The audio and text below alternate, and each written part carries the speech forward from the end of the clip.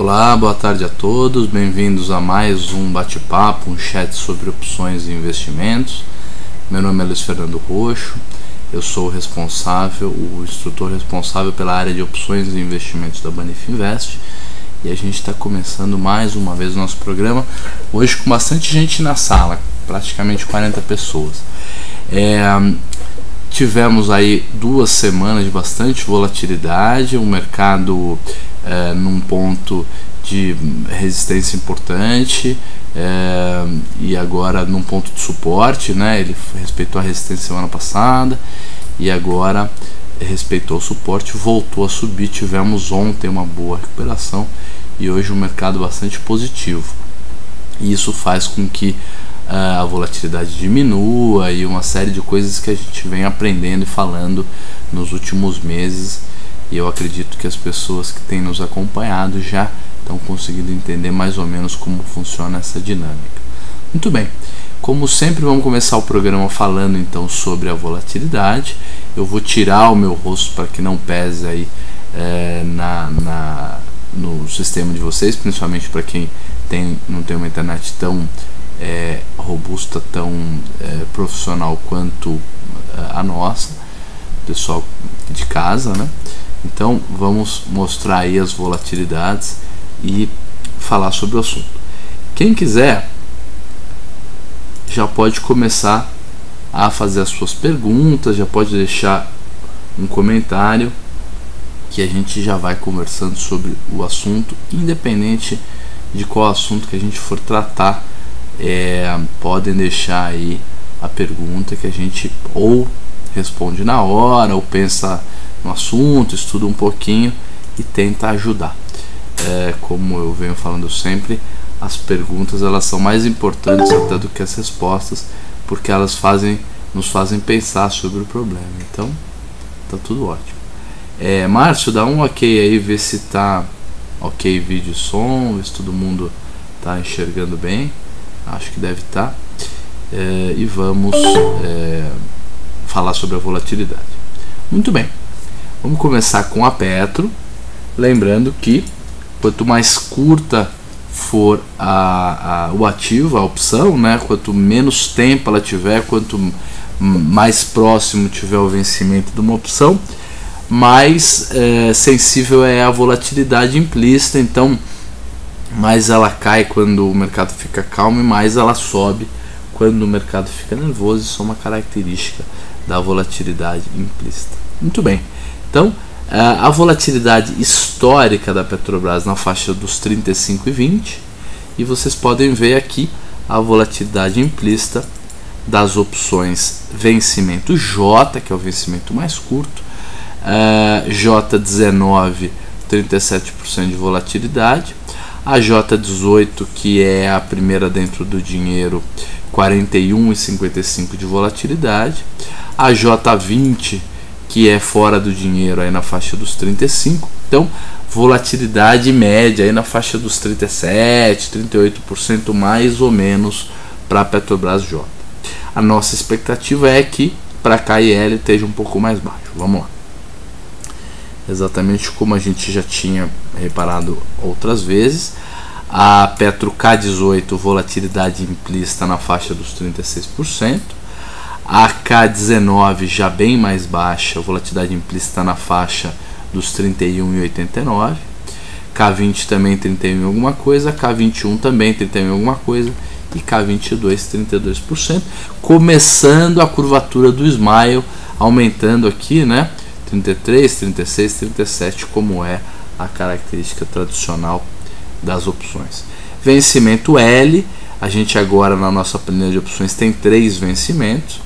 Eu estava pensando, Marcio, anota aí para a gente ter como tarefa para as próximas semanas, ver se a gente faz e inclui na planilha também algumas puts. Acho que poderia ser legal.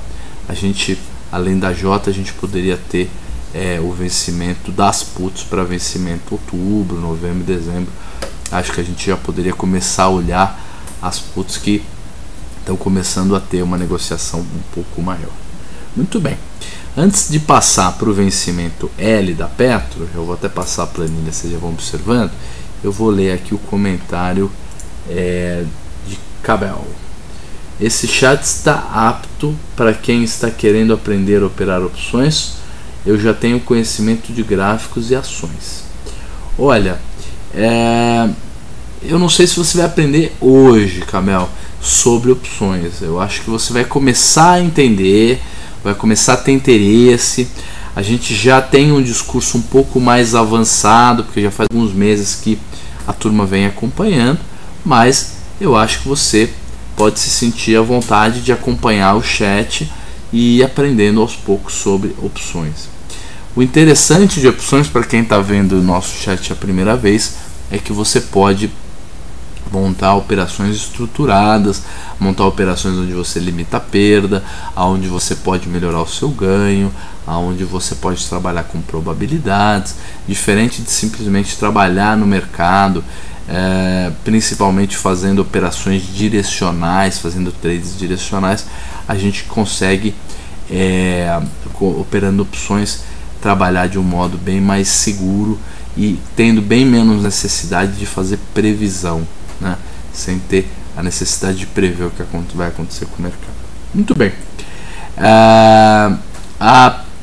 A volatilidade implícita das opções Petro-L, L19, 33%, L18 também 33%, e a L20 já 30%, L21 29%, até a 23 na faixa dos 29%, depois começa a subir um pouquinho para fazer a curvatura do smile. Legal. Vale, a volatilidade histórica da Vale na faixa de 31,39, e a volatilidade implícita tá da seguinte maneira. Lembrando que quando uma opção tem um preço que esse preço praticamente não deixa mais nenhum VE, né? No caso da J, como faltam 6 dias apenas para o vencimento, como indica aqui a nossa célula C5, e como a opção está com preço que praticamente já não tem mais ágio, já não tem mais VE, aí o nosso modelo não calcula a volatilidade. Ele indica que essa opção já venceu, só tem VI, então ela não tem mais volatilidade implícita, e as gregas zeram. O delta vira 100%, 1 para 1, e as outras gregas ficam zero. Então, a Vale J38, volatilidade na faixa dos 37%, depois o Smile vai caindo, 31%, 32%, então a média aí nos 33% mais ou menos na J, um pouco acima da volatilidade histórica. Muito bem. A Vale K, que é um pouco mais longa, mais baixa volatilidade, a volatilidade da 38 na faixa de 31,25, da de 40 na faixa de 31,64, a K42 na faixa de 31% e a K44 na faixa de 29%. Então uma média aí de 31% mais ou menos de volatilidade implícita, praticamente empatando com a volatilidade histórica, que também está na faixa de 31%. Isso é interessante, significa que a expectativa do mercado está bastante em linha com o cálculo da volatilidade, e sobre esse cálculo da volatilidade é o que nós vamos aprender hoje. Houve uma demanda na semana passada, a gente fez um bate-papo e houve uma demanda para que a gente fizesse uma palestra sobre volatilidade.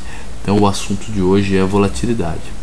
Interessante que algumas pessoas acham que é um bate-papo muito teórico, que isso não vai ajudar a ganhar dinheiro, mas olha, eu posso garantir para vocês que entender sobre volatilidade e dominar o assunto de volatilidade e ter isso introspecto aí dentro da sua cabeça faz muito sentido.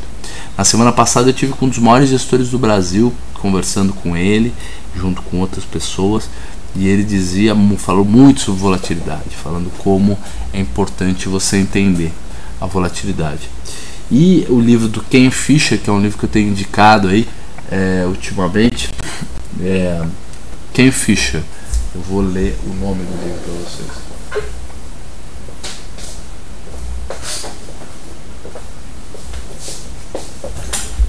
O livro se chama O Jeito Ken Fisher de Investir. Vou mostrar aqui, ó. Esse livro é um livro que eu estou terminando, estou nas últimas páginas. várias passagens eu achei tão interessante que eu até reli, e ele fala bastante sobre volatilidade também. É muito interessante. E são pessoas que estão na lista da Forbes, são pessoas que operam. O brasileiro não está, mas é um dos brasileiros mais ricos do país. E o Ken Fisher certamente é um dos gestores mais ricos do mundo, está na lista da Forbes, então vale a pena. Gente, volatilidade implícita da Vale L. Como a gente já imaginava, olha, não está tão mais baixo assim. Na 38 e na 40 na faixa de 35%, está acima da volatilidade histórica, e a gente só tem uma volatilidade mais baixa na faixa dos 31%, 30% na 44, 46 e 48, mas em linha aí com a volatilidade histórica também. Muito bem, BVMF com uma volatilidade, vou mostrar até a K, porque a J está muito curta, e aí ela fica meio doida, olha lá. Enquanto a volatilidade de BVMF histórica na faixa dos 46%, a volatilidade implícita varia aí entre 70% e a J9 38% e a J10 47%. Tá bem maluco aqui, acho que exatamente por falta de liquidez. Já as um pouco mais longas, as BVMFK, estão com uma volatilidade na faixa aí de 38, 37% aí no miolo, né? Dentro do dinheiro mais e bem fora do dinheiro também mais, mas no miolo aí uns 37, 38% de volatilidade histórica, enquanto o papel com uma volatilidade na faixa de 46%. A OGX curta, a OGX é líquida, é uma volatilidade no dinheiro que é a 12, volatilidade de 47%, enquanto o papel OGX está com uma volatilidade de 55%. Já a dentro do dinheiro 56% e a fora do dinheiro 58%. Depois o Smile dá uma exagerada. Vamos na OGXK para ver como é que ela tá. Algumas vezes, gente, vocês não vão ver o Smile tão visível assim, perceptível assim, e muitas vezes vai haver uma distorção e uma diferença muito grande entre a volatilidade implícita estimada para o papel, calculada para uma opção e calculada para outra opção. E o motivo normalmente é o call de fechamento. Como as opções, principalmente as menos líquidas, demoram menos para fechar, quer dizer, o leilão é rapidinho, às vezes até não tem leilão, não tem call, e o papel muitas vezes leva 5, 10, 15 minutos para fechar e tem uma variação de preço, você acaba tendo uma distorção entre a volatilidade implícita para as opções todas e entre as opções também. Muito bem, vimos então a volatilidade, vamos falar um pouco de mercado. Antes disso, vamos ver o Ibrahim. Ele pergunta como utilizar a volatilidade para compra ou venda. Ibrahim, eu peço que vocês prestem bastante atenção no nosso bate-papo de hoje, porque eu acredito que a gente vai aprender sobre como utilizar a volatilidade para comprar ou vender. Eu já vou começar com a palestra, vou fazer a palestra bem na boa, tranquilo, e aí acabando a palestra a gente volta para ver o nosso plano. A gente montou, para quem está participando a primeira vez hoje, a gente montou um sistema, um método de lançamento coberto, onde a gente comprou o papel Petrobras, depois a gente vendeu a opção primeira fora do dinheiro e comprou a segunda, fazendo com que, ao invés de um lançamento coberto tradicional, a gente fizesse uma trava de baixa. E essa ponta comprada, ela serve exatamente para a gente não ter que entregar o papel, não ter que ser exercido no caso do mercado subir muito rapidamente. É para isso que serve. Então, depois que a gente fizer o nosso bate-papo sobre a volatilidade, eu vou mostrar para vocês como ficou o nosso plano. A gente tinha uma oferta de recompra na Petro K. Provavelmente ela teria sido atingida ontem, mas como a gente só está olhando segundas e quintas, e hoje o preço da opção que a gente está vendido, que se eu não me engano é a K22, não está abaixo dos 19 centavos, então a gente não vai ter que fazer nenhuma rolagem, tá? Mas vamos agora falar um pouquinho da volatilidade. Eu tenho uma palestra aqui que eu preparei para vocês. Muito bem.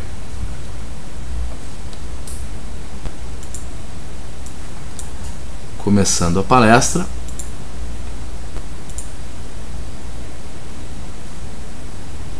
Então, a palestra chama Desvendando a Volatilidade, é a maneira como a gente dava o nome antigamente, acho que fica legal. Então, vamos começar com as definições. O que é volatilidade? Volatilidade é uma tentativa matemática de medir a incerteza. É uma maneira de, através de cálculos quantitativos, de cálculos matemáticos, tentar estimar a incerteza, tentar estimar o risco. Agora, o risco propriamente dito a gente não é capaz de calcular, porque o risco a gente só vai saber depois. Porém, o que a gente consegue é ver a expectativa de variação. A gente consegue calcular através da volatilidade a expectativa que as pessoas têm com relação à variação do papel. Isso a gente vai perceber. E a gente vai continuar o nosso bate-papo. Então, a volatilidade histórica nada mais é do que medir a variação de um ativo num determinado período que já passou. A gente vai pegar uma série histórica do preço do papel, via de regra fechamento, pelo menos para os modelos mais simples. Hoje em dia dá para fazer bem mais complexo, mas nós vamos pegar o fechamento do preço de um papel. E aí a gente vai comparar um dia com o outro, e vai achar a variação média. Então, um questionamento importante é: será que olhar o passado é uma boa maneira de entender o que vai acontecer com o futuro? Ou observar o passado é uma boa maneira de tomar decisões? Na verdade, gente, isso é muito importante a gente pensar. O futuro pode ser muito diferente do passado. E olhar padrões do passado não nos garante entender o futuro e tomar boas decisões. Mas é uma das poucas maneiras da gente imaginar o que pode acontecer com o futuro olhando o passado, né?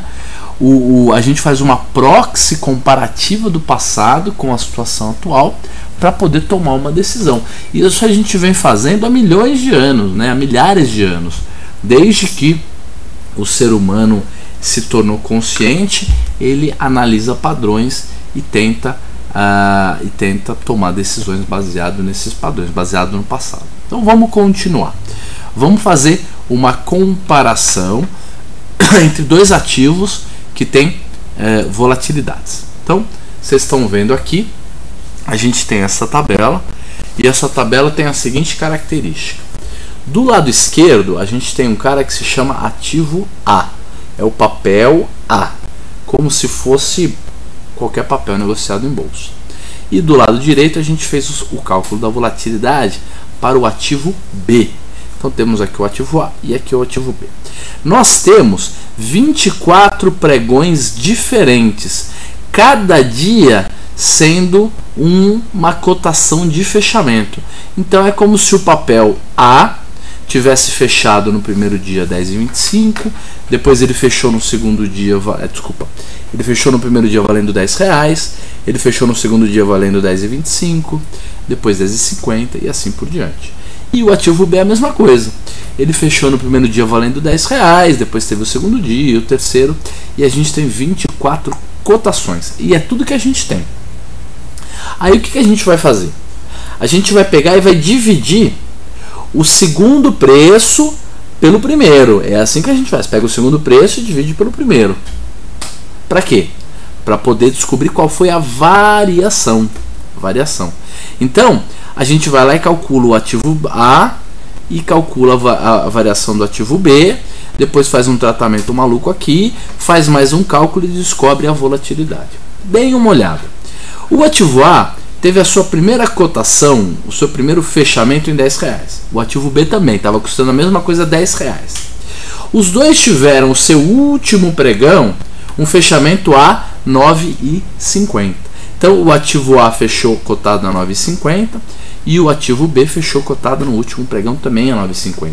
Então os dois começaram com o mesmo preço e acabaram com o mesmo preço. Os dois tiveram o mesmo preço máximo de 11,50, olha lá, 11,50 para ativo A, 11,50 para ativo B. Os dois tiveram o mesmo preço mínimo de 9,50 e, consequentemente, tiveram a mesma amplitude de variação entre o máximo e o mínimo, que foi uma amplitude de R$2. Então você dá uma olhada nos números que a gente viu e diz assim, poxa, o ativo A então é muito parecido com o ativo B, teve um comportamento de preço muito semelhante ao ativo B, e chega à conclusão que provavelmente os dois ativos, o ativo A e o ativo B, têm volatilidades semelhantes, as suas volatilidades são semelhantes. E como vocês sabem, a volatilidade é uma medida, é uma maneira de calcular o VE. Vocês vão ver por quê. Então vamos lá. O ativo A, na hora que a gente fez todo o cálculo, a gente descobriu que a volatilidade média diária do ativo A foi 2,4%. Significa que em média, ao dia, ele oscilou 2,4%. Anualizando esse número, porque toda a volatilidade que a gente for trabalhar daqui para frente, a gente vai utilizar o dado anualizado, e aquele número 20%, 30%, 40% que a gente fala nos nossos bate-papos é sempre a volatilidade anualizada. Esse número anualizado, ele foi de 38,11. Então, o ativo A teve uma volatilidade anualizada de 38,11, enquanto o ativo B teve uma volatilidade média ao dia de 4,9 e uma volatilidade anualizada de 78%. Significa que por mais que os dois tenham tido preços semelhantes de abertura, de fechamento, máximos e mínimos iguais, o ativo B teve um comportamento, teve uma volatilidade mais do que o dobro do ativo A. Ele oscilou em média mais do que o dobro do ativo A. Então, as suas opções não vão custar a mesma coisa, não devem custar a mesma coisa. Por que será então que este cara aqui, o ativo B, teve uma volatilidade tão mais alta do que esse aqui do ativo A? Por que será que o ativo A é tão menos volátil do que o ativo B? Pelo seguinte, deem uma olhada. O ativo A teve o seguinte comportamento. Nós inventamos essa série exatamente para criar esse efeito. Primeira cotação 10, depois 10,25, 10,50, 10,75, 10,50, 10,75, R$11. Então veja que em média o ativo A oscilou 25 centavos por dia entre um fechamento e outro. Média de 25 centavos. Como ele começou cotado a R$10, faz sentido dizer que a volatilidade média ao dia foi 2,4%, porque 25 centavos é 2,5% de R$10. Então 2,4 é a volatilidade, foi a volatilidade média do ativo A. Já o ativo B não oscilou em média 25 e 25 centavos. Olha lá, ele teve a sua primeira cotação R$10, depois 10,50, depois 11, depois 11,50, depois 11, depois 10,50, depois R$10, depois 9,50. Significa que esse cara aqui, o ativo B, teve uma volatilidade média de quase 5%, de 50 centavos ao dia. A variação média foi de 50 centavos ao dia. Significa o quê? Que ele oscilou em média o dobro do ativo A, mais do que o dobro do ativo A. Por quê? Porque enquanto esse cara aqui teve um candle, né, o seu candle, enquanto o ativo A oscilou em média 2,5%, um candle assim, o ativo B teve o dobro. Na hora que a menina da Globo News falou assim, as ações do mercado A oscilaram 2,5%, a gente fica nervoso? Não. É uma variação normal, uma variação mais baixa. A gente se sente um pouco mais calmo, mais tranquilo. Já quando a menina da Globo News fala assim, o ativo B oscilou 5%, é uma variação muito grande. Então vamos imaginar que o ativo A é um ativo que teve um comportamento no passado mais calmo, uma oscilação menor. É uma empresa mais segura, maior, que tem um fluxo de caixa mais previsível. Por exemplo, o ativo A é Sabesp. Sabesp é uma empresa de saneamento aqui do estado de São Paulo que cuida da água e do esgoto. E ela não tem grandes variações na sua receita, nem nas suas despesas, nem no seu fluxo de caixa. O lucro é quase previsível, a gente imagina mais ou menos todos os anos qual vai ser o crescimento médio, quanto é que vai ser o lucro. E é por isso que a variação dos preços das suas ações refletem essa calma, refletem essa característica menos volátil. A empresa, ela é mais previsível, ela é uma empresa de valor, né, como a gente diz. Os múltiplos são múltiplos em que o PL é baixo, em que o preço ao valor patrimonial também é baixo, próximo de 1. Então ela é uma empresa menos volátil, mais calma. Já o ativo B, esse cara aqui, ó, ele é tipo Milk 11. Manja Milk 11? Que oscila de 50 centavos para R$1, depois volta para 50 centavos, depois R$2. Aí o ativo vai lá e faz o implit, quer dizer, faz uma incorporação, o preço aumenta por conta da diminuição do número de ações, depois ela começa a cair tudo de novo. Quer dizer, quanto é que estava a Milk 11 um ano atrás, né? Quanto é que ela está hoje? Quanto é que ela pode estar no futuro? É por isso que enquanto o ativo A é uma empresa que está custando R$10 hoje, custando R$9,50 hoje, pode amanhã estar custando, daqui a um mês pode estar custando no máximo R$10,50 ou R$8,50, quer dizer, não deve variar muito com a passagem do tempo. O ativo B certamente vai variar.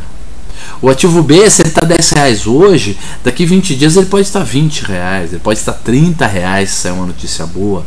Se sair uma notícia ruim, se o mercado cair, o papel que está R$10 pode cair para 5, pode cair para 4, pode cair para R$1, né? Ele é muito mais volátil.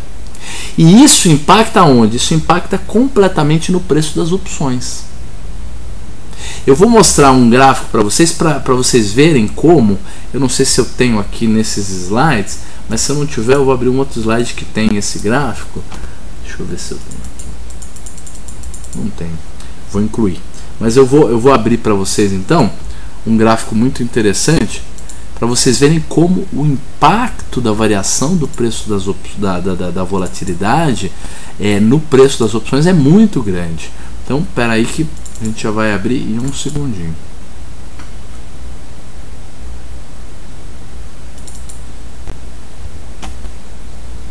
Legal, já abri aqui, é só eu ir.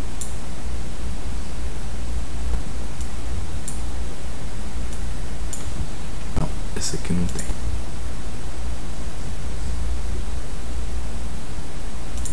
Legal, esse aqui tem.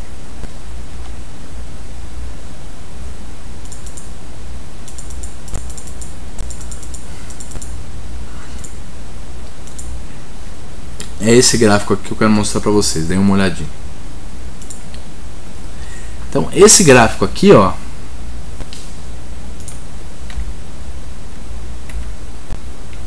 é o gráfico do preço de uma opção, essa opção que oscila através desse preço aqui que vai de 0 a R$2. E isso aqui, ó, é a volatilidade implícita anualizada de um determinado papel.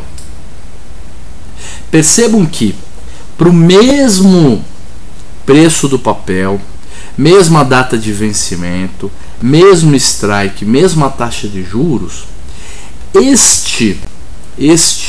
essa opção custaria mais ou menos uns 40 centavos, ela é fora do dinheiro, se a volatilidade implícita do papel tivesse na faixa de 20% ao ano. Uma volatilidade mais baixa faz com que uma opção levemente fora do dinheiro esteja custando 40 centavos.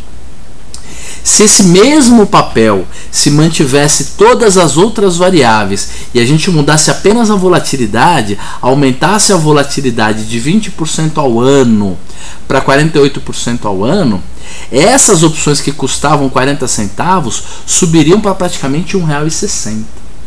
Significa que se você aumenta a volatilidade de 20% para 48% ao ano, as opções podem chegar a quadruplicar o seu preço se elas forem fora do dinheiro. Por quê? Porque a gente tem, na hora que a gente calcula o preço de uma opção, a gente tem algo que se chama VI, que é simplesmente o preço de mercado menos o strike. Isso é o VI, é o quanto aquela opção vale, independente de quantos dias faltam para o vencimento. E existe um valor adicional que a gente chama de VE, que é o valor explícito, né? Ou você pode falar que é o valor extrínseco, desculpa. Você pode falar também que é o valor de esperança ou de expectativa. Esse VE é uma medida do quê? É uma medida do prêmio de risco. É o quanto o sujeito que está comprando uma opção paga de prêmio de risco para o vendedor para poder ter aquela opção. E como que a gente mede o prêmio de risco? O prêmio de risco ele é medido através da volatilidade. Por quê? Porque pense bem, vamos voltar agora para a nossa palestra da volatilidade. Pense bem, temos o ativo A e o ativo B. Imagine que você é acionista da empresa A e você quer vender opções sobre o seu papel que você tem comprado a R$10. O papel está a R$10, você vai fazer um lançamento coberto. Aí você escolhe uma opção de preço de exercício R$10 também, uma opção no dinheiro. Quanto você exigiria de prêmio para vender uma opção no dinheiro? Digamos que você exigiria 30 centavos. Então, você vai vender uma opção de preço de exercício R$10 para daqui a um mês e vai exigir por isso 30 centavos. 30 centavos é um bom VE? É um bom prêmio de risco? Para o papel ativo A, que oscila pouco, é. Por quê? Porque se a gente imaginar o que pode acontecer com o papel para daqui a um mês, ele de 10 pode subir para 11. Ou ele de 10 pode cair para 9, ele é flat, ele oscila pouco, ele tem pouca volatilidade. Significa o quê? Se eu vendi uma opção por 30 centavos e daqui a um mês o papel está R$11, o que vai acontecer?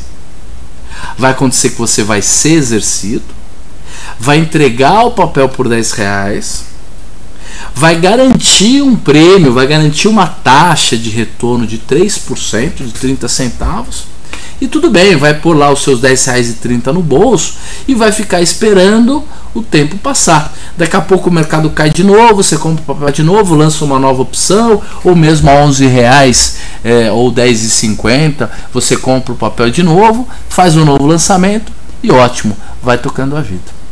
Se o papel cai para R$9, a mesma coisa. Se ele cai para R$9, você não vai ser exercido, a opção que você vendeu por 30 centavos vai virar pó, e aí ou você lança uma nova opção de preço de exercício R$10, ou espera o papel subir para R$10 de novo para fazer o seu lançamento. O interessante é isso, você não espera que o ativo tenha grandes variações, por isso, para vender opções sobre o papel, você exige um prêmio mais baixo, 30 centavos está bom. Uma taxa aceitável, porque não se espera muita volatilidade, muita variação do ativo A. E já o ativo B? O ativo B, gente, ele oscila em média 50 centavos ao dia. Ele é meio que 11.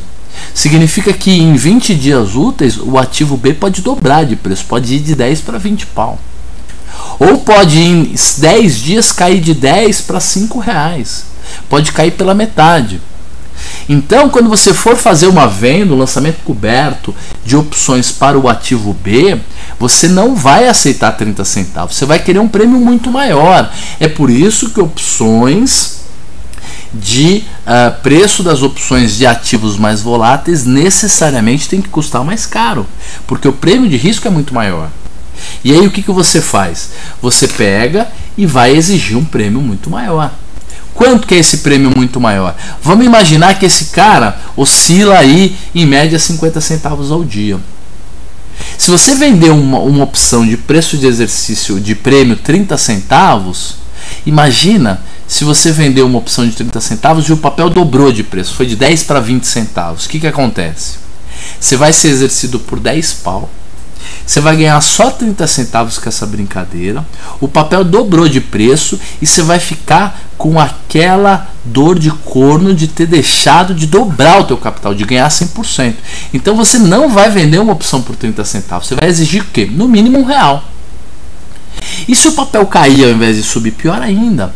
Vamos imaginar que o papel caiu de R$10 e foi para R$4. O que aconteceu? Você pôs 30 centavos no bolso, a opção virou pó, obviamente ninguém te exerceu a R$10, porque o papel agora está 4, e agora você está chupando o dedo, esperando o papel voltar para R$10. Pode ser que ele nunca mais volte. Então é por isso que, enquanto para o ativo A você aceitaria receber um prêmio muito mais baixo, porque o prêmio de risco é menor, porque a volatilidade do ativo A é menor, então espera-se que no futuro ele oscile menos. Para o ativo B, não. Exige-se um prêmio muito maior.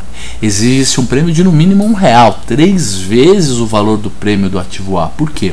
Porque o futuro do ativo B é muito mais incerto. É óbvio que o futuro dos dois ativos é incerto. É óbvio que o ativo A pode no futuro começar a oscilar muito mais que o ativo B, mas pelo comportamento passado, pelo que a gente viu sobre o papel até agora, é melhor o quê? É melhor ter muito cuidado, exigir prêmios muito maiores para o ativo B. A mesma coisa acontece com quem está comprando opção. Se você compra opções do ativo A, como você sabe que o papel é um papel que oscila pouco, que não tem muito gás, você não vai pagar um prêmio muito alto. Porque você sabe que para que a opção dê exercício e vale alguma coisa, o papel teria que subir muito mais do que ele está acostumado a subir. Então você só vai pagar um prêmio baixo por ele. Já para o ativo B, como você sabe que ele é totalmente maluco, que ele pode dobrar de preço, você aceita pagar um prêmio maior. O Edson JG diz assim: olá Roxo, tenho 500 ações da Petro. Pensava em lançar imaginando que não vai ser executado. Caso isso aconteça, que seja por um preço maior do que eu paguei. Como faço isso? Edson, como a gente está agora falando de volatilidade, vamos deixar isso um pouco mais para frente. E aí eu vou tentar responder a sua pergunta, mas eu acho que o mais importante é você começar a entender como é que funciona. A gente tem algumas palestras gravadas já no nosso auditório que falam sobre esse tipo de estratégia de lançamento coberto. Então eu acho que assim vale bastante a pena você dar uma olhada em outras palestras antigas. Mas eu ainda vou voltar ao seu assunto. Mas vamos continuar a nossa palestra, que ainda tem muita coisa. Então, a definição da volatilidade pelo livro do John Hu, que é um livro referência sobre derivativos, diz o seguinte: a volatilidade do preço de uma ação é o desvio padrão do retorno por ela fornecido em um ano, quando tal retorno é expresso com capitalização contínua. Isso é o que diz o John Hu. É muito complexo, né? Se a gente for tentar traduzir o que está dizendo isso, é o seguinte: a volatilidade nada mais é do que o cálculo do desvio padrão de uma série histórica, só que ao invés de utilizar uma distribuição normal, como se faz nos cálculos de desvio padrão tradicional, usa-se a distribuição log normal, que é um pouco diferente da normal.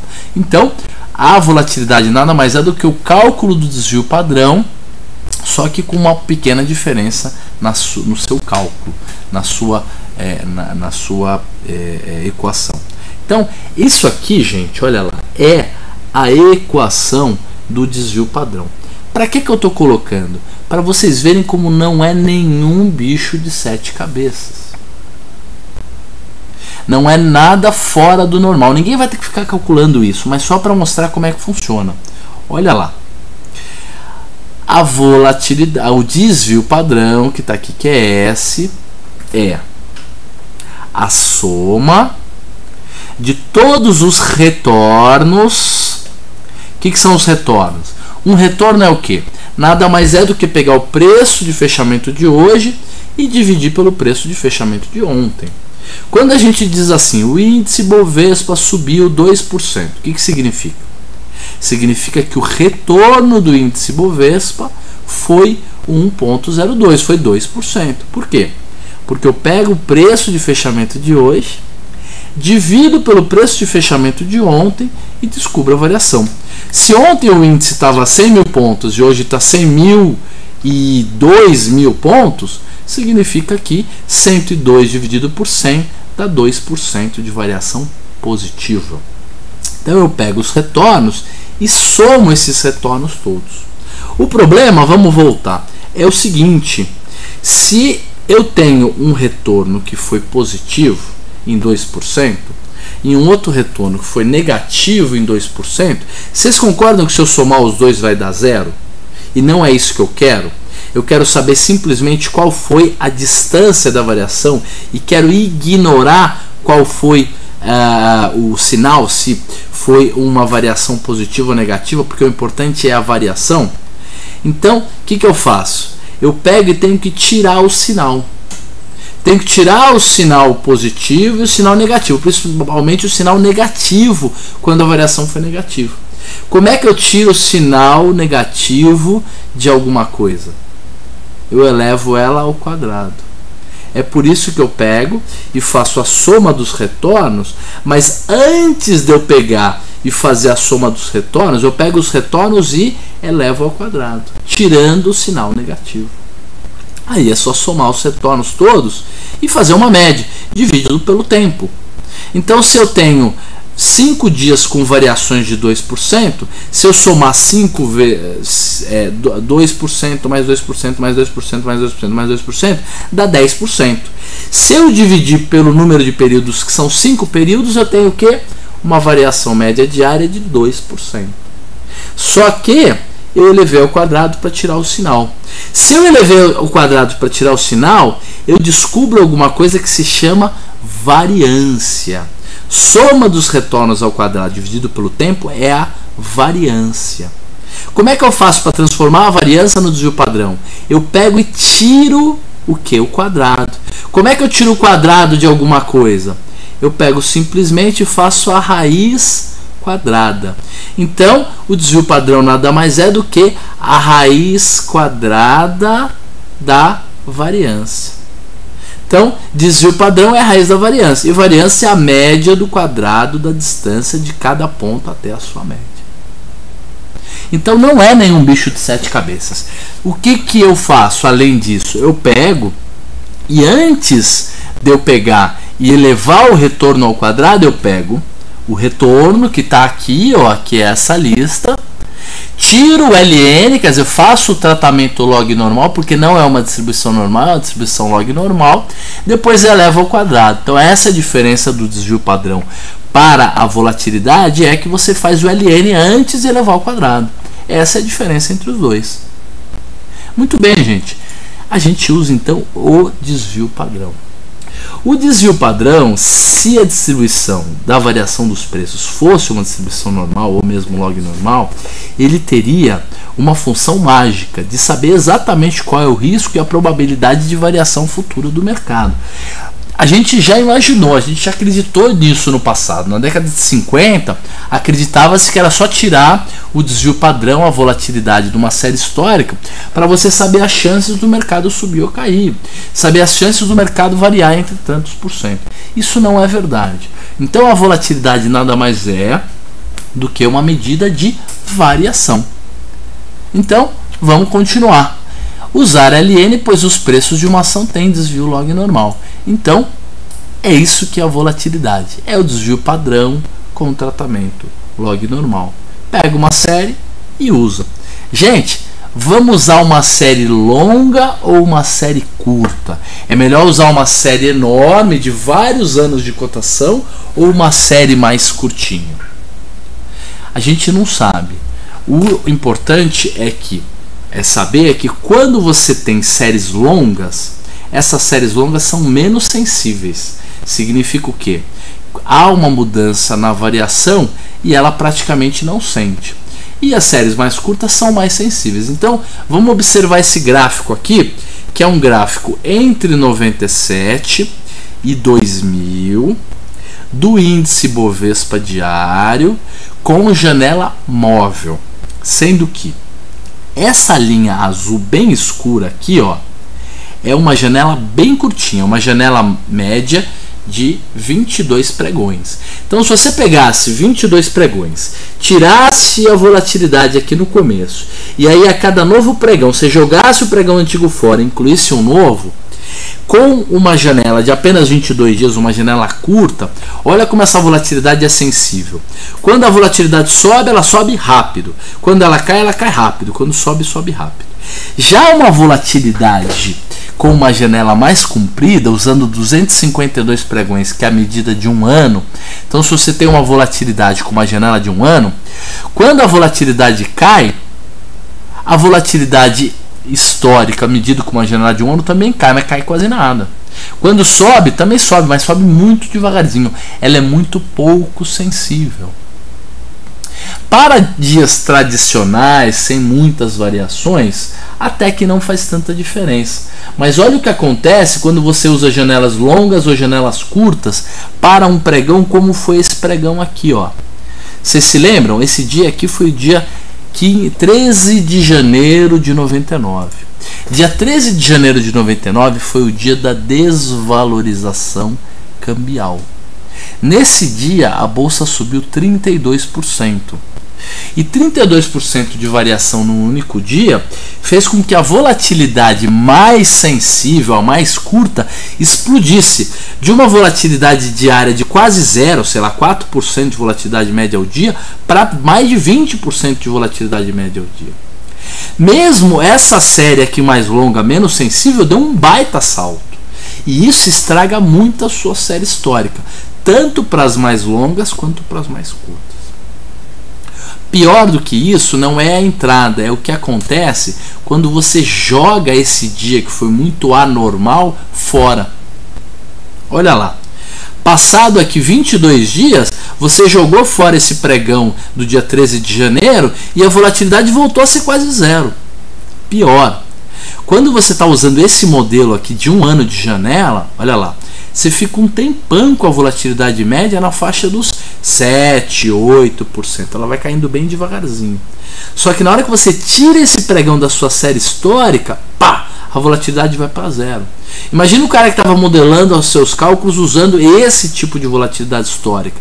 De uma hora para outra o cara falou, poxa, esse pregão não teve uma volatilidade tão baixa assim. O mercado oscilou. Por que a volatilidade foi de 6% para quase zero? Porque você tirou o dia 13 de janeiro de lá. Então, na verdade, a gente aprendeu com o passar do tempo, né, na década de 80, porque esse cálculo, e o Black-Scholes mandava a gente fazer esse tipo de cálculo com janela fixa no seu modelo, quando eles soltaram seu trabalho lá em 1970. E aí na década de 80 a gente incluiu algumas novidades no cálculo da volatilidade. Então hoje já não se calcula mais a volatilidade do jeito que eu mostrei inicialmente. A gente faz o quê? A gente faz um tratamento de alisamento exponencial. Então olha que afirmação interessante, sofisticada. Se você quiser falar alguma coisa difícil para o seu cunhado, aquele seu cunhado que fala para você um monte de coisa difícil sobre vinho, sobre esportes, e diz que teve num museu, não sei aonde, no estrangeiro, e viu uma coisa toda sofisticada, você fala para ele assim, olha, na tentativa de contornar a limitação desse método amostral, criou-se a solução de alisamento exponencial, que a gente chama de EWMA. Trocando em miúdos, gente, o que a gente está fazendo quando a gente faz o cálculo exponencial ao invés do cálculo linear tradicional? O que a gente faz é o seguinte, a gente vai dar pesos diferentes para cada pregão. Então, olha lá, você dá um peso para cada retorno utilizado no cálculo. Você pode usar a maior série histórica que você puder. Se você tiver 20 anos de série histórica, use os 20 anos. Só que você dá um peso maior para os dados mais novos. Então, o pregão que tem maior peso é o pregão de ontem.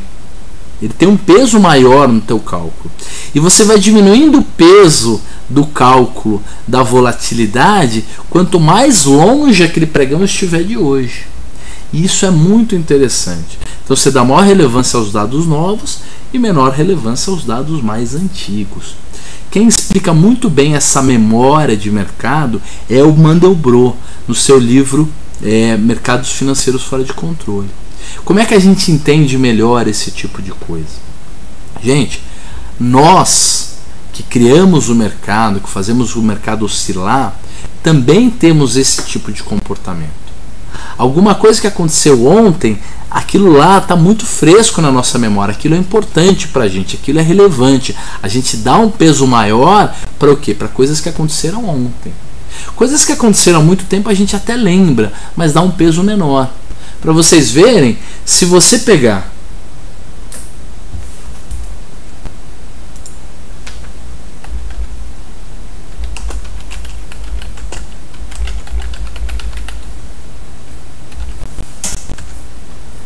o Edson está perguntando se tem alguém aí.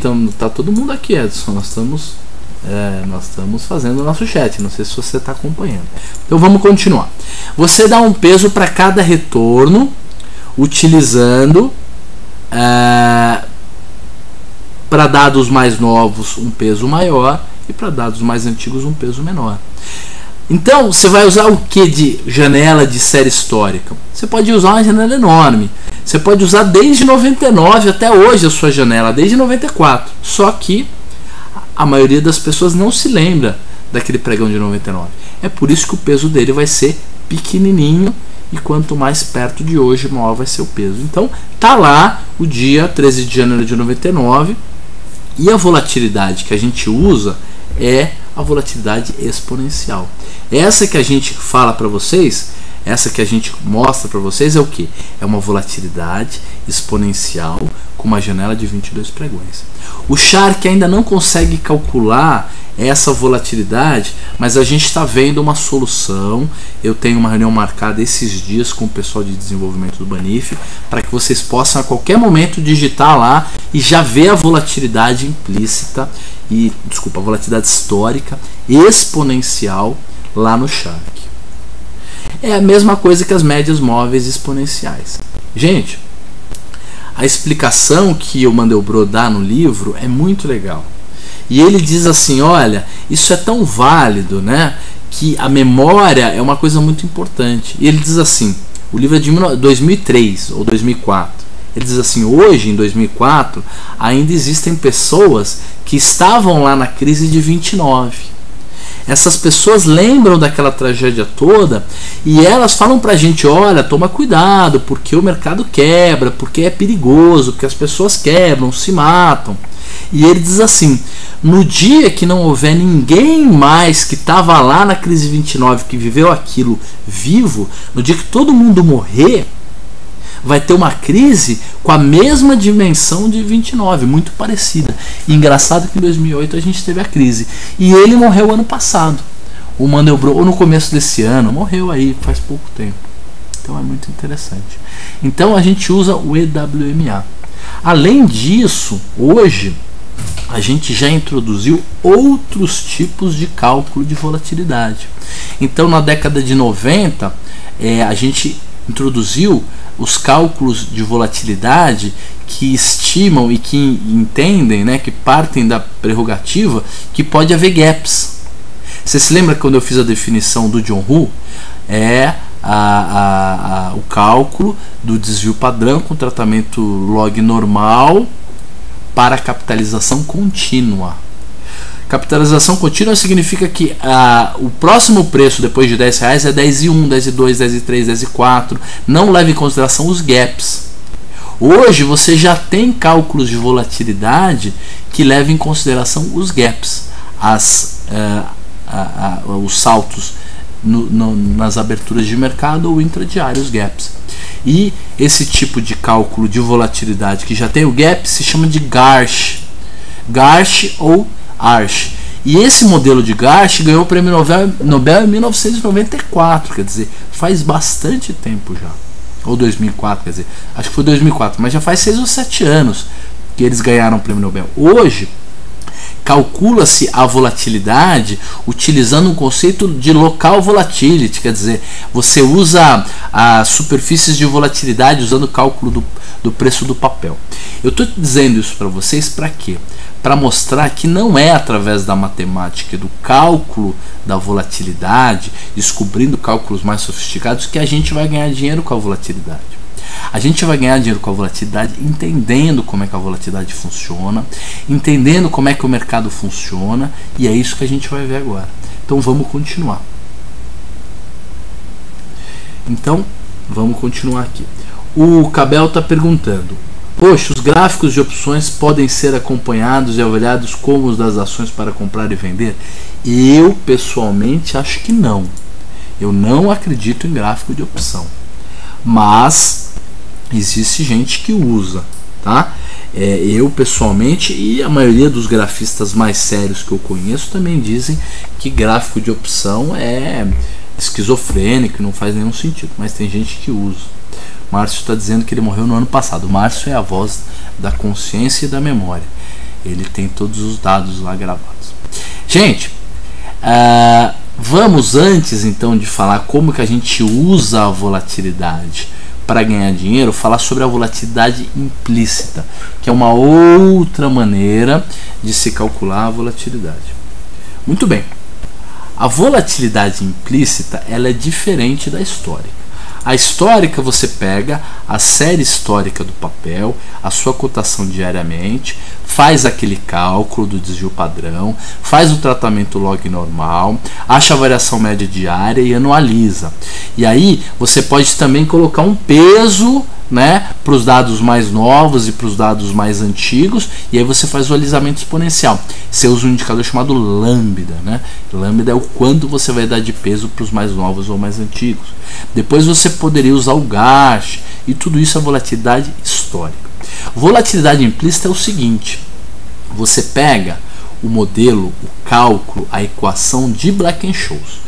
O que é a equação de Black-Scholes para quem não sabe? A equação de Black-Scholes é um modelo matemático que tenta de maneira aproximada descobrir qual seria o preço justo de uma opção. Então eles pegam 5 variáveis, eles pegam 5 dados que a gente tem no mercado, e esses dados são os dados relevantes para tentar se precificar uma opção. Então vamos dizer que você tem que precificar uma opção para fazer uma oferta para alguém. O que você precisa de informações sobre essa opção para poder precificar? Você precisa saber quanto está custando o ativo objeto, o papel, quanto ele está custando, isso é óbvio, é necessário. Você tem que saber qual é o número de dias que faltam para o vencimento, porque vocês se lembram, opções mais curtas, mais baratas, opções mais longas, mais VE, mais caras. Terceira variável que você tem que incluir no seu modelo de Black-Scholes é a terceira variável, a número de dias faltantes, tempo até o vencimento, já falamos, preço do papel, strike. Então, o strike, qual é o strike? Qual o preço de exercício da opção? Por quanto eu vou poder exercer a minha opção? Então, terceira variável. A quarta variável é a taxa de juros livre de risco. Você precisa da taxa de juros livre de risco. E a quinta é a volatilidade histórica. É o risco, que o Black-Scholes mandou você usar a volatilidade histórica. Só que como cada um tem um modelo diferente de volatilidade, e se o teu modelo não for legal, e se o mercado estiver diferente do teu modelo, você vai errar no seu cálculo, a gente tenta ponderar, ajustar o modelo de Black-Scholes pelo preço justo da opção do mercado hoje. O que você faz? Você vê quanto é que está custando uma opção hoje. Então eu vou abrir a planilha para mostrar para vocês como é que funciona esse cálculo. Então olha lá. Então aquela planilha de opções que a gente estava olhando está aqui. Vamos na Vale-K. Legal? Vale-K. Se eu pegar os mesmos dados do mercado hoje, aqui em cima são os dados de mercado, preço, prêmio real da opção, e aqui embaixo é o Black-Scholes, é a simulação. Então se você pegar e disser assim, olha, o papel está 39,29, legal. A taxa de juros está em 12% ao ano, legal. Faltam 29 dias úteis para o vencimento, legal. E a volatilidade é, digamos, 32% ao ano. Você vai descobrir que o preço justo da sua Vale K42 teria que ser 1,17. Só que ela não está custando 1,17 no mercado, ela está custando 1,13. Então o que você faz? Você pega e vai descobrir qual é a volatilidade implícita que o mercado está utilizando, qual é a volatilidade que o mercado está utilizando, essa que está aqui, para chegar no preço de 1,13, que é o preço justo da opção hoje. Vocês concordam que o preço justo de uma opção é o que o mercado está pagando por ela hoje, principalmente uma opção líquida como essa? Então o que você faz? Você fala assim, olha, o papel está custando 39,25, 39,25, deve ter mudado aí por causa do after. A taxa de juros está em 12, faltam 29 dias úteis para o vencimento. O preço da opção é 2,06. Sendo o preço da opção 2,06, qual foi a volatilidade que o mercado utilizou na média para chegar em 2,06, para chegar em 1,13, por exemplo, na Vale K42? Vamos usar a Vale K42 como exemplo. A volatilidade média que o mercado utilizou foi 31,44. Você faz o cálculo inverso do Black-Scholes e a planilha já faz isso pra gente. Então, se você digitar 31,44 aqui, você descobre que a K42 está 1,13. É isso aí, esse é o preço justo. Então, isso é que é a volatilidade implícita. É o quanto o mercado estimou de risco, de prêmio de risco, de volatilidade, na hora que ele fechou um negócio a 1,13. Por quê? Porque se tem negócio a 1,13, significa que o cara que comprou a 1,13, ele fez um cálculo de volatilidade. Ele usou ou o modelo tradicional, ou ele usou o EWME, ou ele usou o Garch, ou ele usou o Local Volatility, ou ele simplesmente falou assim, gente, esse mercado está tão doido que deixa eu comprar ou exigir um prêmio mais alto para vender minha opção. Ele não fez nenhum cálculo complexo, ele usou simplesmente o feeling dele, a intuição, a percepção dele, mas ele está atuando e está calculando um tipo de prêmio de risco, está calculando o risco, está imaginando o risco.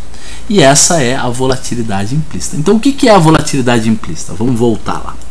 A volatilidade implícita é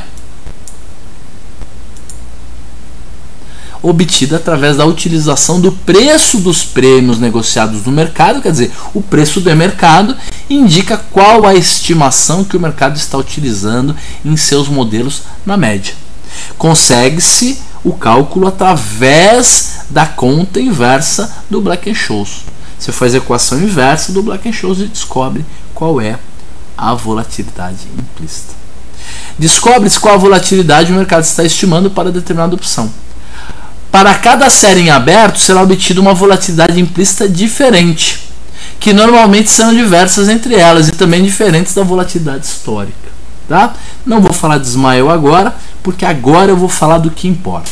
A pergunta é: como eu utilizo a volatilidade para ganhar dinheiro? Então, primeiro, vamos utilizar nos nossos cálculos, no nosso modelo, não a volatilidade histórica, a volatilidade implícita. Nós vamos observar a volatilidade histórica para saber o que? Se o mercado está mais calmo, está mais nervoso, qual foi a tendência, como variou a volatilidade. Mas a gente vai utilizar a volatilidade implícita. Qual a volatilidade implícita? Ou da opção que você está negociando, ou da opção no dinheiro.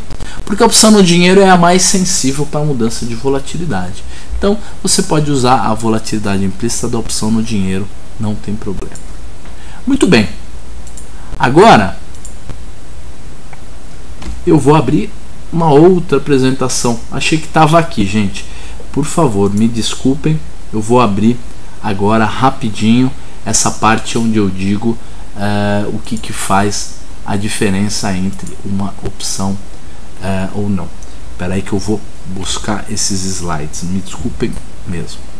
Rapidinho eu já vou achar aqui.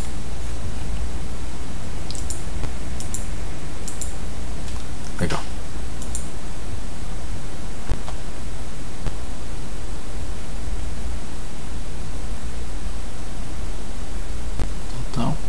que eu digo nesse slide? Eu digo nesse slide que assim, a volatilidade ela se comporta da seguinte maneira: na maior parte do tempo ela está caindo, a volatilidade cai. O Márcio pediu para mudar de tela, mas eu não tenho o slide aqui, Márcio. Por isso que eu estou falando e vou achar o slide aqui rapidinho para vocês verem. Então a volatilidade ela normalmente passa a maior parte do tempo caindo, devagarzinho, aos poucos, enquanto o mercado vai ficando mais confiante, mais seguro, e as coisas vão e o mercado vai diminuindo a volatilidade. Porém, de uma hora para outra a volatilidade sobe, a volatilidade explode de uma hora para outra, e em poucos dias a volatilidade que estava 20, 30% ao ano vai para 50, 60, 70% ao ano. Qual é o período, quando que essa volatilidade que estava caindo devagarzinho sobe muito rápido? Quando que o mercado fica nervoso muito rápido? Quando que o mercado tem grandes candles de variação? O mercado tem grandes candles de variação e a volatilidade sobe muito rápido, normalmente nas crises, nas grandes quedas. Então o mercado e a volatilidade se comportam de maneira muito semelhante. A maior parte do tempo a volatilidade está caindo e o mercado está se acalmando. O mercado passa a maior parte do tempo subindo devagarzinho. A gente está numa época diferente, mas é isso que o mercado costuma fazer: ter movimentos pouco significativos e o mercado vai se acalmando e a volatilidade vai caindo. Até que a gente tem uma crise e aí a volatilidade sobe muito rápido. Então, se a volatilidade fosse um produto, a gente deveria passar a maior parte do tempo vendendo a volatilidade, não comprando. Por quê? Porque na maior parte do tempo, a volatilidade está caindo, só que ela cai muito devagarzinho. E quando ela sobe muito rápido. É por isso que existe essa diferença. Então, espera só um minutinho que eu vou mostrar para vocês. Por favor, Márcio, fecha o Profit Chart para eu mostrar para a turma. Por favor, eu vou abrir aqui o Profit Chart e mostrar como a volatilidade é assim. Não dá para ver no Banif Invest no Shark, porque ainda não tem o cálculo certinho. Então, estamos abrindo aqui um sistema. Esse sistema é um sistema de cotação chamado Profit Chart. Ele é do mesmo nível do Shark, não tem nada muito melhor, mas ele tem a volatilidade implícita que a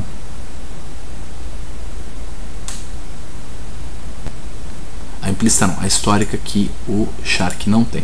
Então vejam que esse gráfico aqui embaixo, ó, se chama volatilidade histórica, e aqui em cima é o papel. Então vamos pegar e vamos primeiro ver no Ibovespa, tá? Vamos ver no Ibovespa. Olha lá. Olha como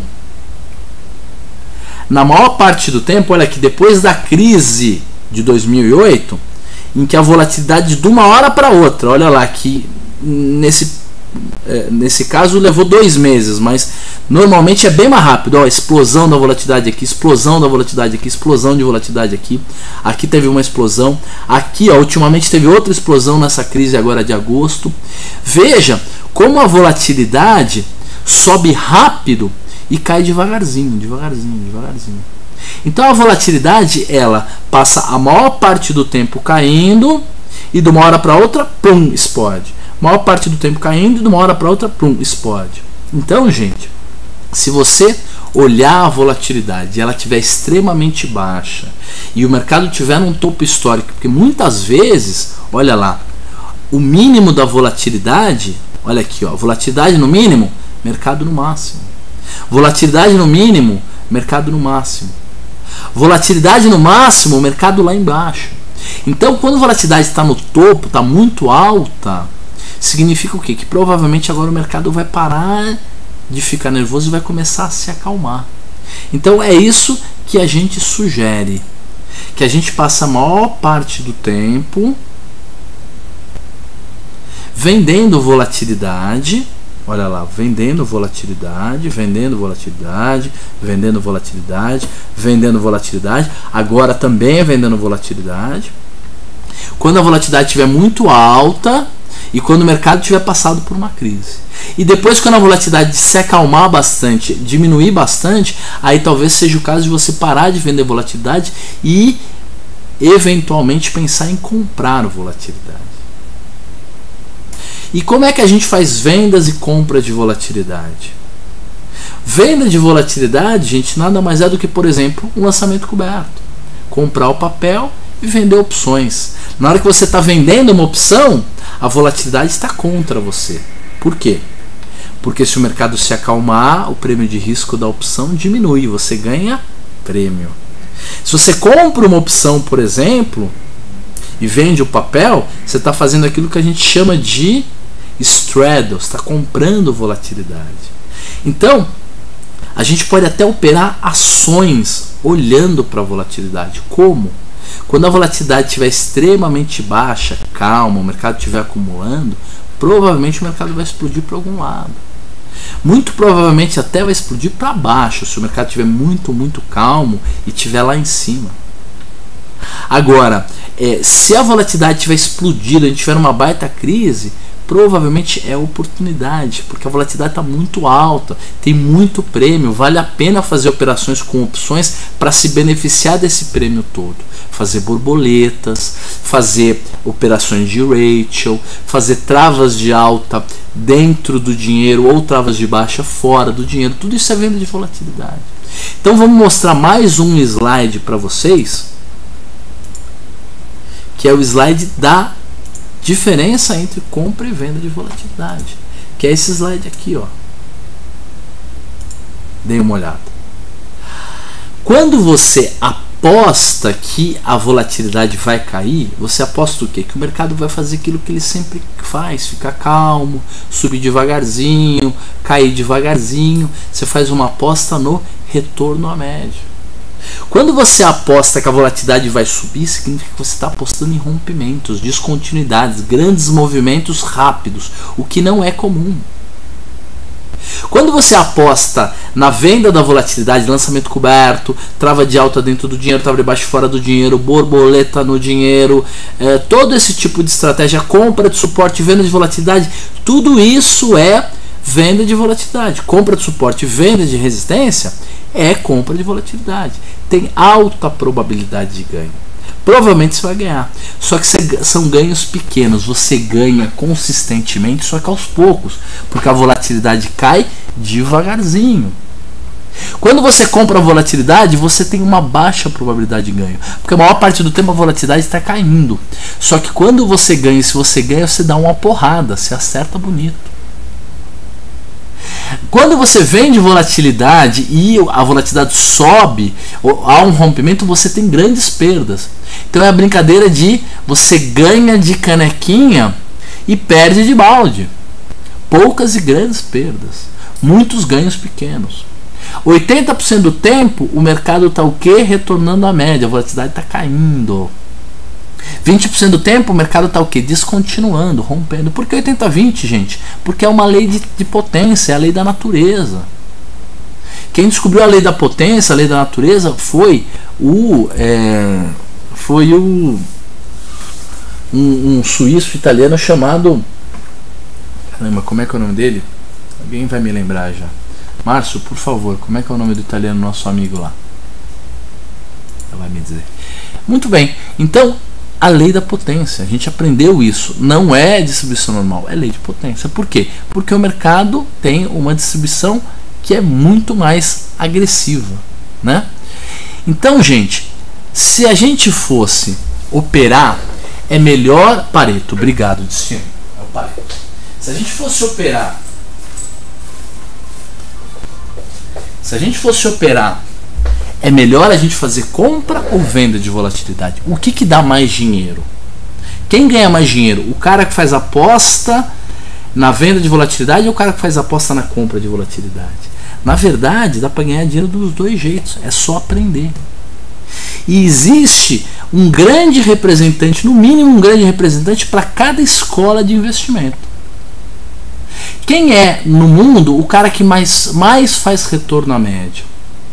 Só compra empresa com PL baixo, com valor, que tem alta chance de dar lucro, que vai continuar ganhando dinheiro nos próximos 10 anos. Quem é o cara que mais faz lançamento coberto, mais vende seguro? Quem é o dono das maiores seguradoras do mundo? Quem acertar e vai ganhar um livro. Quem é o dono das maiores seguradoras do mundo? Isso aí, Warren Buffett. Então, o cara que mais faz lançamento coberto é Warren Buffett. E quem é o sujeito que aposta no rompimento, na descontinuidade, que aposta que as moedas vão romper, que vai quebrar o mundo e que ganha dinheiro comprando enormes quantidades de opções e apostando contra o consenso? George Soros. Os dois ganharam muita grana, são grandes escolas. Hoje você tem caras mais novos, mas que também usam as duas escolas, tá? Então, era isso que eu queria conversar com vocês sobre volatilidade. Acho que antes da gente descobrir melhor qual é a compra de volatilidade que eu prefiro, qual é a venda de volatilidade que eu prefiro, ou como eu compro volatilidade, ou como eu vendo volatilidade, entender o conceito. O conceito de que o mercado passa a maior parte do tempo se acalmando e de uma hora para outra se descontrola. E a gente emocionalmente também é assim. E a gente faz o mercado. A gente não leva um tempão para pegar confiança em alguém, aos poucos, devagarzinho, confiando. E para perder a confiança em alguém ou em alguma coisa de uma hora para outra, o mercado também é assim.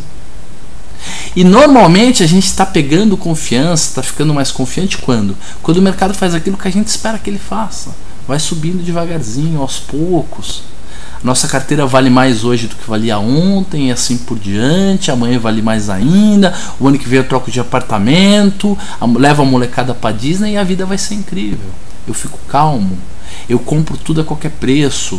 Eu vendo opções baratinho porque eu estou muito calmo. Eu não vejo risco no mercado. E de uma hora para outra vem uma crise, explode o mercado e eu lembro que as coisas não são assim. E aí, pânico. Então é isso. O mercado se acalma devagarzinho e entra em pânico de uma hora para outra. E desse jeito a gente vai conseguir ganhar dinheiro. Então daqui para frente todo tipo de operação que vocês forem fazer, vocês têm que saber. E aí, estou apostando na compra da volatilidade ou na venda? Estou apostando que a volatilidade vai subir ou vai cair? Estou apostando a favor da probabilidade ou contra? Estou apostando no retorno à média ou no rompimento? Gente, não dá para operar sem ter esse tipo de conceito. Mesmo que você esteja operando ações, esse conceito muda a maneira como a gente opera. Tem cara que fala, roxa, eu quero usar o IFR e uma agulhada, cruzamento de média. Gente, IFR é retorno à média, agulhada é rompimento, são coisas totalmente diferentes. Ou você aposta numa coisa ou na outra. São contraditórios. Gente, espero que vocês tenham aprendido. Essa aula vale um curso, ela é muito importante, é uma vida inteira pensando, aprendendo para chegar a essas conclusões. Eu peço muita desculpa pelo blá blá blá, pela coisa teórica, pela matemática, mas eu tenho certeza que daqui para frente vocês vão conseguir olhar o mercado de uma maneira diferente. Espero que todo mundo tenha uma ótima sexta-feira, um grande final de semana e vamos nos preparar para na semana que vem ganhar dinheiro. E vamos aprender a comprar e vender volatilidade, que é muito importante, na hora certa, com stop ou deixando o lucro andar, coisas que a gente vai aprender sobre a característica de cada tipo de operação. E se especializar, e eventualmente se especializar num tipo de compra de volatilidade e num tipo de venda de volatilidade. Isso é que é legal. Ekelen, eu não sei se você já ganhou o livro, eu acho que sim, né? Mas se não ganhou, mesmo se você quiser outro, manda um e-mail para mim com o teu endereço, lroxo@banifinvest.com.br, que eu vou pedir para a turma te mandar um livro do Benjamin, O Poder do Tempo, o livro que a gente escreveu. Na semana que vem, gente, no dia 20, nós teremos um curso no sábado, é um curso via web, tá? É um curso de opções, se chama curso de operador de opções, e para quem é cliente Banifinvest tem desconto. Então quem tiver interesse, manda um e-mail pra gente, lroxo@banifinvest.com.br, e um grande abraço para todo mundo e tenham um grande final de semana. Um abraço e até logo.